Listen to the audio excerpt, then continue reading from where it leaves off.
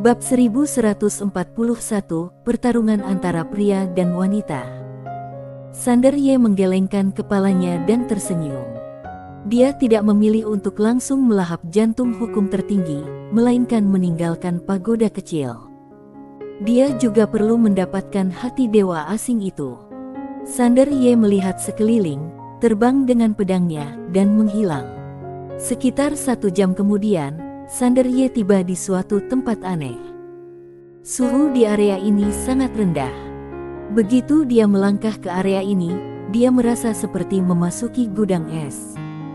Sander Ye berjalan menuju kejauhan. Di ujung pandangannya, ada bendera hitam panjang berdiri di sana. Dan di bawah bendera itu, ada hati berwarna merah tua mengambang. Jantung dewa asing. Sander Ye tiba-tiba menghilang di tempatnya, dan ketika dia muncul kembali, dia sudah berada di bawah bendera. Tetapi, pada saat itu, sesuatu yang aneh terjadi. Area tempat dia berada tiba-tiba terdistorsi, dan kekuatan misterius yang mengerikan runtuh seperti gunung. Di saat yang sama, di sebelah kanannya, sesosok tubuh menghantam ke arahnya. Itu adalah si Zhao Meng. Di bawah tekanan kekuatan misterius itu, Sander Ye tidak bisa bergerak sama sekali saat ini. Saat jiwa pedang dia muncul, Zhao Meng sudah memukulnya. Bang! Dalam sekejap, Sander Ye terpental. Dan saat dia terbang, garis darah aneh yang tak terhitung jumlahnya tiba-tiba muncul di ruang gelap di belakangnya.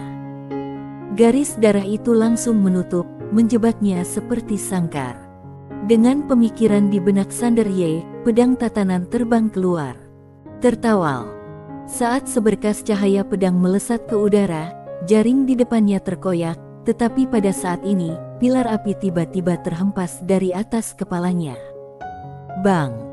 Sander Ye terlempar lagi, dan pada saat dia terlempar, si Zhao Meng di kejauhan tiba-tiba bergegas ke atas kepala Sander Ye. Sebuah pedang raksasa hitam muncul di tangannya dan dia juga sudah pulih pada saat ini ke wujud aslinya. Dia memegang pedang raksasa di kedua tangannya dan menebas ke arah Sander Ye. Bang! Sepotong cahaya pedang pecah, dan Sander Ye terpental lagi. Zhao Meng hendak mengejarnya lagi, tetapi pada saat ini, dia sepertinya merasakan sesuatu, tiba-tiba berbalik, dan pedang Ye datang ke depannya tanpa peringatan apapun. Zhao Meng menangkis dengan pedang. Bang! Zhao Meng mundur hampir 100 kaki jauhnya. Begitu dia berhenti, dia tiba-tiba berbalik dan melihat ke arah Sander Ye di kejauhan. Pada saat ini, Sander Ye sudah mundur 1000 kaki jauhnya, dan di atas kepala Sander Ye, ada segel hitam. Di antara segel hitam, pilar cahaya hitam misterius terus turun, menutupi Sander Ye lapis demi lapis. Dalam sorotan cahaya, Sander Ye berpikir, dan pedang tatanan terbang keluar. Bang! Dinding cahaya di depannya bergetar hebat, dan retakan muncul. Tetapi, tepat ketika Sander Ye hendak menggunakan pedang lain untuk menghancurkannya sepenuhnya, pilar cahaya yang retak itu tiba-tiba hancur total, dan kemudian, pecahannya berubah menjadi rune setipis berudu yang dihubungkan ujung ke ujung membentuk tali rune, lalu mereka membungkusnya dengan erat. Sander Ye tergesa-gesa melepaskan niat pedangnya, tetapi dia terkejut saat mengetahui bahwa niat pedang tatanan miliknya bahkan tidak mampu menghancurkan tali jimat itu. Pada saat ini, Zhao Meng tiba-tiba muncul di atas kepala Sander Ye. Sambilan menegang pedang besar di kedua tangannya dan menebas kepala Sander Ye lagi. Sander Ye menyipitkan matanya sedikit, lalu melepaskan niat pedang tak terkalahkan dan niat pedang tatanan pada saat yang bersamaan. Bang! Dalam sekejap, tali jimat di tubuhnya meledak, dan di saat yang sama, dia berubah menjadi cahaya pedang dan membubung ke langit. Bang!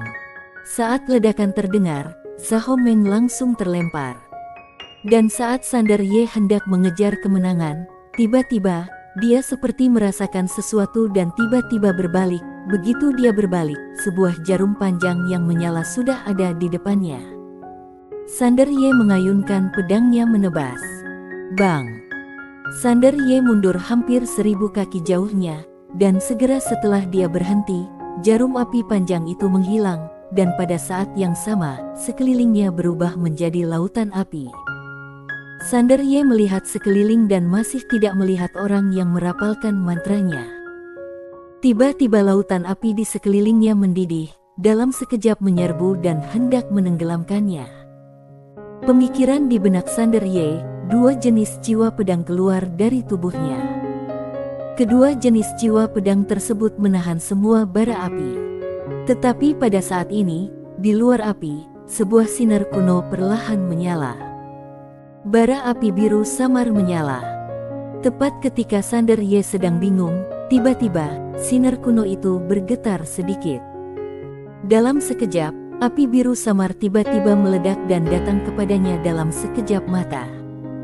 Ekspresi Sander Ye tiba-tiba berubah drastis, dan dia dengan cepat menahan pedangnya di depannya. Bang!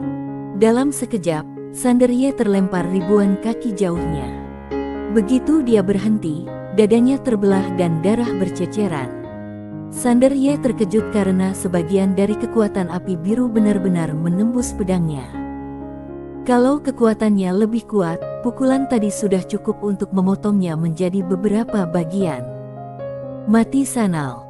Pada saat ini, Sahomeng tiba-tiba meraung, dan detik berikutnya, dia bergegas ke depan Sander Ye lagi dengan pisau raksasa di tangannya. Sander Ye tiba-tiba melayangkan pedangnya dan menghantamnya. Bang!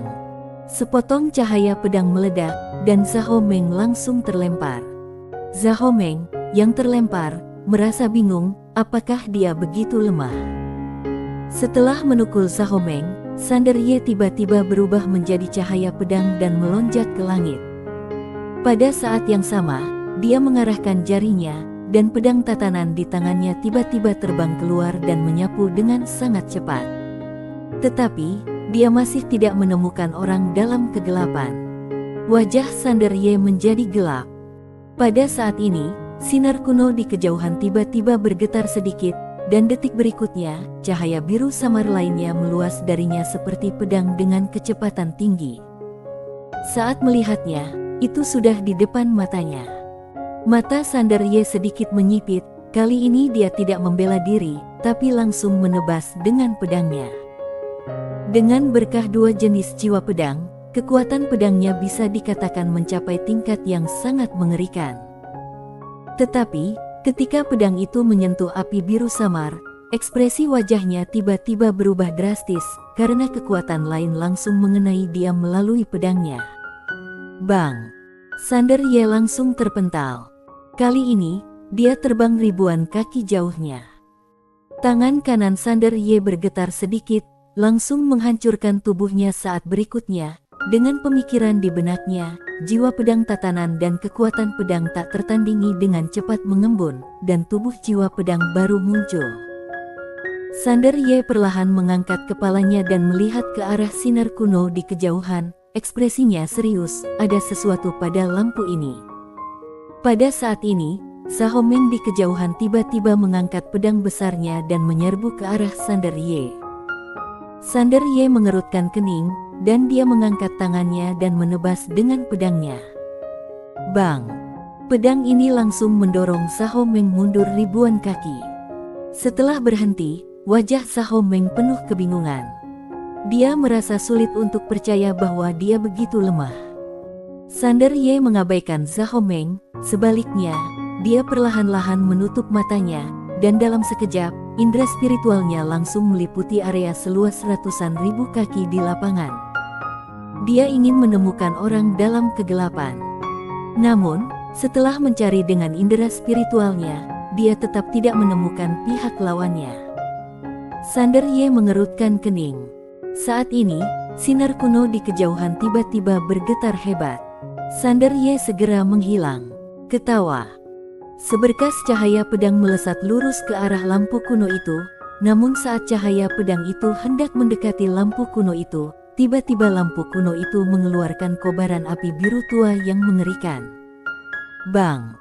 Sander Ye terlempar lagi, dan begitu dia berhenti, dia tiba-tiba muncul di ruang misterius khusus. Itu lebih seperti sangkar khusus dari ruang waktu, dan ada kilat setebal tongkat di sekelilingnya.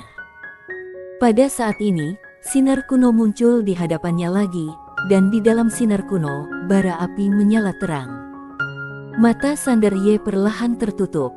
Di tangannya, pedang tatanan bergetar kuat. Kekuatan pedang tak tertandingi dan jiwa pedang tatanan melonjak keluar dari tubuhnya seperti air pasang. Tiba-tiba, sinar lampu kuno itu berubah menjadi seberkas cahaya api biru dan langsung menuju ke arahnya. Sander Ye tiba-tiba membuka matanya dan menusuk dengan pedang. Satu pedang menentukan hidup dan mati. Pada saat ini, dia benar-benar menganggap orang misterius dalam kegelapan sebagai lawannya di ranah yang sama. Saat pedang itu dilepaskan, kekuatan pedang tatanan di tangannya langsung meningkat. Bang! Cahaya pedang tiba-tiba meletus dari area tempat Sander Ye berada. Dalam sekejap, pilar guntur di sekitarnya hancur, dan api serta cahaya pedang meletus dari sekeliling seperti gelombang. Setelah sekian lama, kawasan ini kembali normal. Sander Ye muncul ribu kaki jauhnya sambil memegang pedang panjang.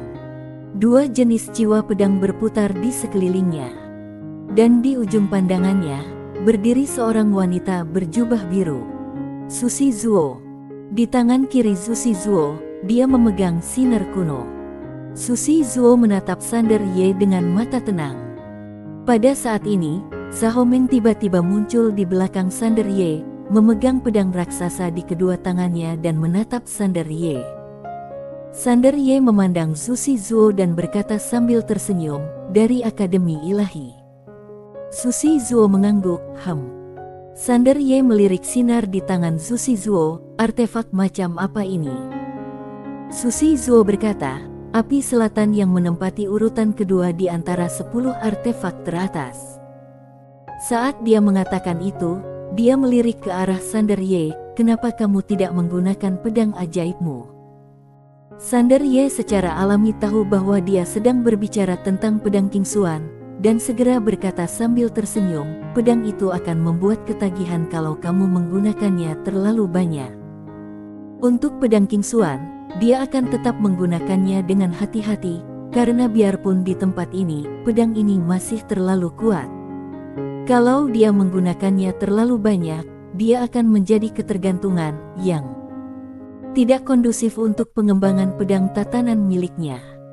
Biarpun dia sangat menderita setelah pertempuran tadi, dia juga menyadari beberapa masalahnya. Dia tahu kemampuan dia sekarang, tapi dia tidak akan memiliki pemahaman yang jelas kalau menggunakan pedang King Xuan." Sander Ye tiba-tiba berkata, "Panggil orang dalam kegelapan keluar." Hehe.